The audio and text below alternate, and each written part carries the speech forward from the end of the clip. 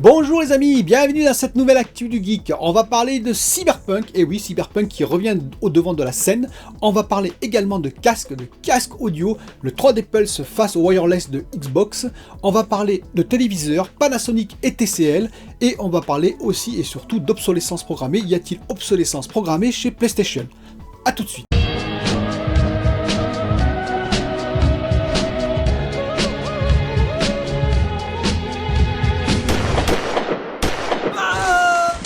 Alors pour Cyberpunk 2077, vous avez sans doute vu la nouvelle, un certain Prickly Assassin a sorti un leak comme quoi il y aurait des DLC, 10 DLC gratuits qui allaient bientôt arriver, ainsi que 3 DLC payants. Il a vu ça sur le Epic Game Store, en l'occurrence c'est apparu sur le Epic Game Store, et donc il a donné le détail des DLC gratuits. Alors qu'est-ce qu'on peut dire là-dessus? On peut dire que ces DLC, visiblement, c'était intégré au jeu de base, c'est-à-dire que normalement ils auraient dû sortir en même temps que le jeu, en décembre 2020, et ils ne sont pas sortis parce que il y a eu plein de problèmes, comme vous le savez, des problèmes de programmation, des problèmes de bugs, des problèmes de retard, et donc ils ont sorti, ils ont coupé, ils ont fait des coupes franches, comme on dit dans le jeu, pour le sortir à temps, ce qui a donné un peu la catastrophe que l'on connaît. Et ainsi on les laisse tranquilles pour qu'ils travaillent sereinement dans leur coin, et c'est pas plus mal comme ça. Et ils vont sortir bientôt leur patch 1.2, vous savez, un gros patch qui va contenir plein de corrections de bugs, de petits bugs, des bugs moyens et des améliorations sans doute. Très très bientôt, normalement il devrait sortir le mois d'avril, là il devrait arriver au mois d'avril, alors qu'il devait arriver normalement au mois de mars, on verra s'il arrive au mois d'avril, et dans la foulée il y aurait donc des DLC gratuits, des DLC qui vont compléter donc le jeu en l'occurrence. Par exemple, il y a un DLC qui s'appelle, je crois, Night City Extended, c'est-à-dire est-ce que ça va étendre la ville, ou est-ce que ça va nous permettre de rentrer dans les bâtiments, parce que j'avais été un peu déçu de ce côté-là dans le jeu officiel, c'est-à-dire qu'il y avait très très peu de bâtiments où on pouvait rentrer, et le reproche que je faisais à Watch Dogs Legion, rappelez-vous si vous avez regardé ma vidéo sur Londres, c'est qu'on pouvait rentrer dans quasiment aucun bâtiment, c'était donc des surfaces vides finalement, c'était des surfaces plaquées mais on ne pouvait rien faire. Eh bien on pouvait faire un peu la même chose dans le Cyberpunk 2077. Donc j'aimerais qu'on puisse rentrer dans un peu plus de bâtiments quand même si on ne peut pas rentrer dans tous les bâtiments. Futur RPG dans le futur, j'espère qu'on pourra le faire, mais pour l'instant ce n'est pas encore le cas. Donc qu'est-ce qu'il faut attendre de ces DLC gratuits? Je dirais pas énormément de choses finalement, c'est-à-dire qu'on aura le jeu complet avec le patch 1.2, on aura le jeu complet tel qu'il aurait dû sortir en décembre. Donc pour les nouveaux joueurs ce sera très très bien, pour les anciens comme moi ça ne justifie pas de retourner dans ce jeu pour le moment. On attendra donc les 3 DLC payants qui eux seront des DLC je présume avec des nouvelles aventures, on verra ce qu'ils feront entre guillemets puisque la fin c'est une fin multiple comme vous savez, donc différentes fins en fonction de ce que vous avez choisi comme option, et ça va être un peu difficile peut-être de raccorder tout ça vis-à-vis de votre personnage, sauf si vous avez un autre personnage totalement différent et que vous jouez autre chose, dans ces futurs DLC on verra bien. Parlons casque audio maintenant, j'avais parlé du 3D Pulse de Sony, le test qu'avait fait les numériques, qui avait trouvé qu'il était pas trop mal pour 100 €, mais le son pêchait un peu.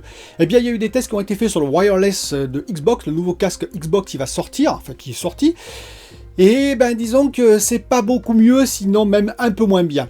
Il y a eu un comparatif fait sur Presse Citron, et d'ailleurs comparatif qui a été fait également ailleurs, sur d'autres sites, et c'est assez intéressant, et grosso modo, qu'est-ce qu'on peut en conclure? Eh bien moi j'en conclus que le son du wireless est légèrement moins bien que le son du 3D Pulse de Sony. Alors il n'y a pas de guerre ici, PlayStation, Xbox, voilà, c'est pas des consoles non plus, c'est juste un constat de plusieurs sites. Le son effectivement du casque Xbox est un peu moins bon que le son du Sony.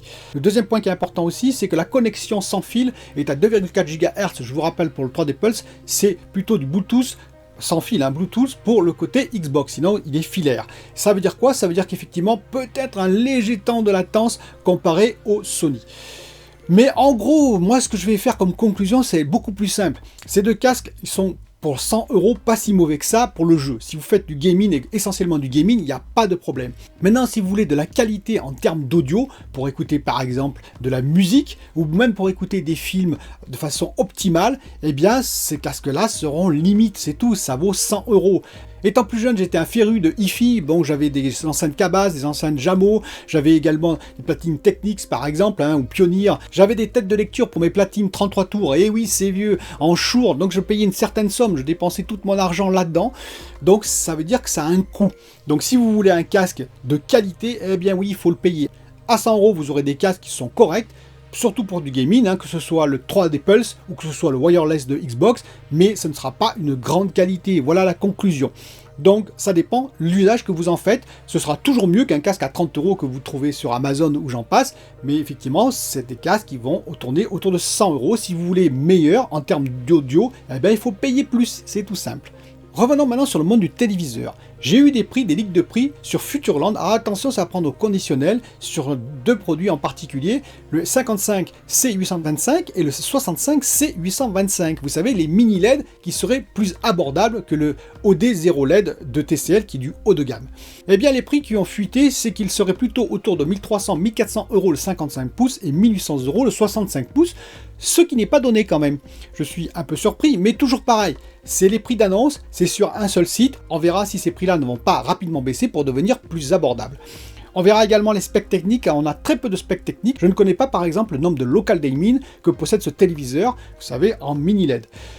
120 Hz, ça c'est sûr, gaming, ça c'est sûr aussi. Après pour le reste, on va attendre de savoir le pic de luminosité et toutes les caractéristiques techniques que je vous donnerai bien entendu dès que je les aurai. Côté Panasonic, on a eu plein d'informations. Ainsi, on a beaucoup parlé du JZ2000 qui va remplacer le GZ2000 en OLED haut de gamme, mais il y a également le JZ1500, le JZ1000 et le JZ980 en OLED et le JX940 en particulier en LCD. Il y a toute une gamme en fait gaming qui va apparaître. Alors je vous rappelle que le GZ n'était pas 120 Hz, qu'il lui manquait le VRR et des choses comme ça. Et bien tout ça c'est comblé avec la nouvelle gamme Panasonic 2021, JZ et JX aussi en LCD. C'est-à-dire qu'ils sont 120 Hz, ils sont VRR, ils sont ALLM et en particulier ils ont le temps de latence le plus réduit du marché, même devant LG. Donc c'est-à-dire qu'ils ont rattrapé et même dépassé leur retard. Je vous rappelle que le JZ2000 et le JZ1500 possèdent une dalle plus lumineuse. Alors on verra le pic de luminosité, parce que je vous rappelle que le A90J de Sony est à 1300 candelas par mètre carré.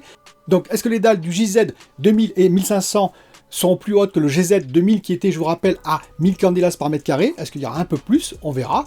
Autre information intéressante, tous ces modèles posséderont un 48 pouces en taille, c'est-à-dire en dessous du 55 pouces, pour que ça rentre plus facilement chez certaines personnes et puis que le prix soit plus modeste.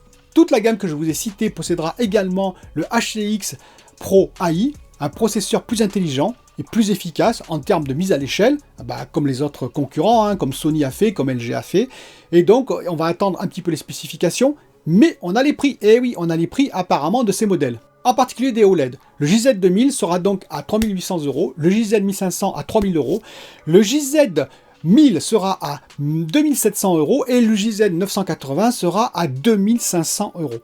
Il faudra voir la différence entre ces modèles. On sait que la luminosité entre le JZ2000 1500 et le JZ1000 et 980 ne sera pas la même. Et pour le reste, on verra, on décortiquera les informations lorsqu'on les aura.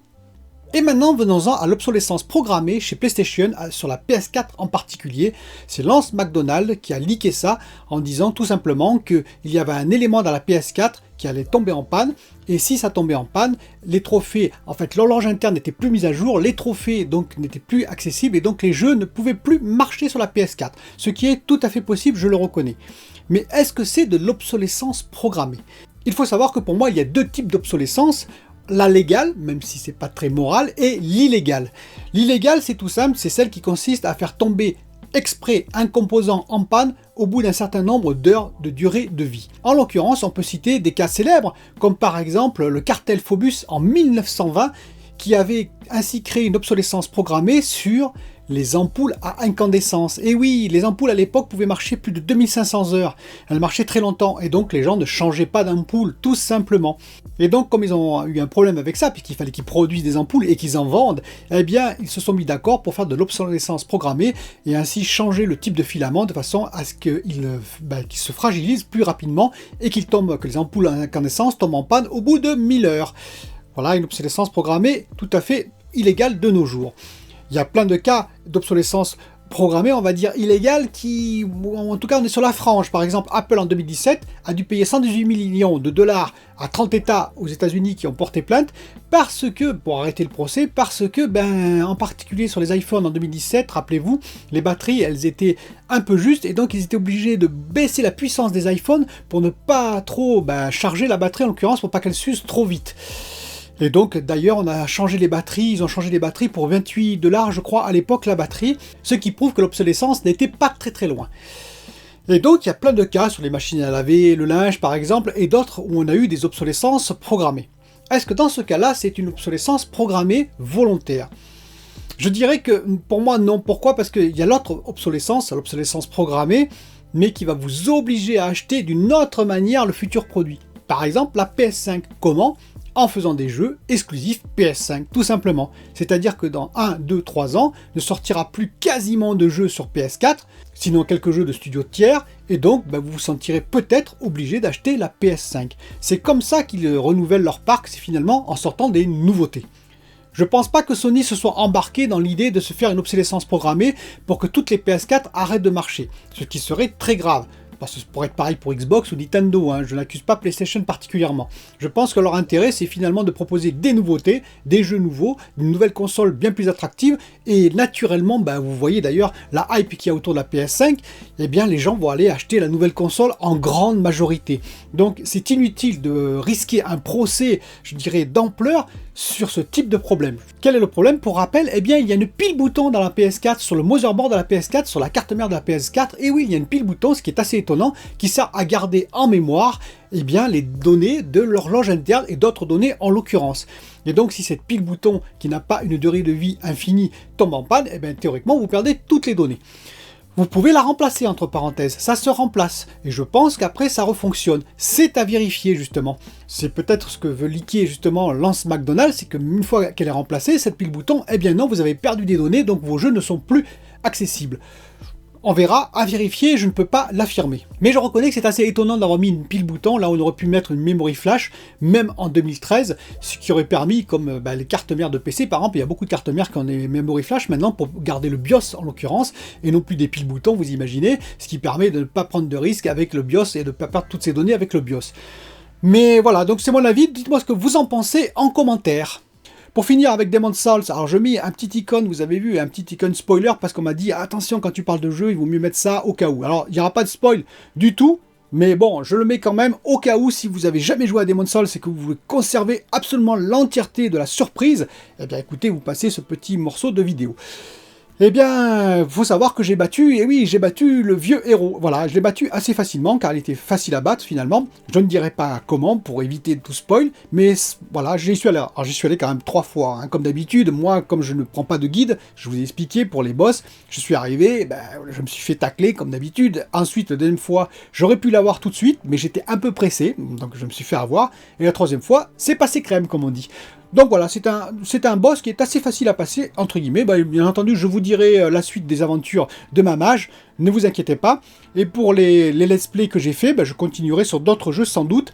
N'hésitez pas à me dire en commentaire si vous voulez d'autres jeux en let's play. Il n'y a pas énormément de monde qui regarde, mais ça me fait toujours plaisir de partager avec vous. N'oubliez pas de vous abonner à la chaîne. En ce moment, oui, c'est assez plat, mais c'est même plus que flat, on va dire. Mais je pense que chez beaucoup de youtubeurs, pas chez tous les youtubeurs, mais chez beaucoup de youtubeurs, c'est assez flat, on va dire, en termes d'abonnement. Je ne sais pas si ça vient de la plateforme YouTube en elle-même, c'est-à-dire il y a Twitch, il y a d'autres plateformes qui se créent, peut-être que des gens migrent vers ces autres plateformes, peut-être que les gens tout simplement en ont marre de s'abonner, de regarder des vidéos, je ne sais pas. Dites-moi en commentaire aussi ce que vous en pensez, et moi je vous dis à bientôt pour une autre vidéo.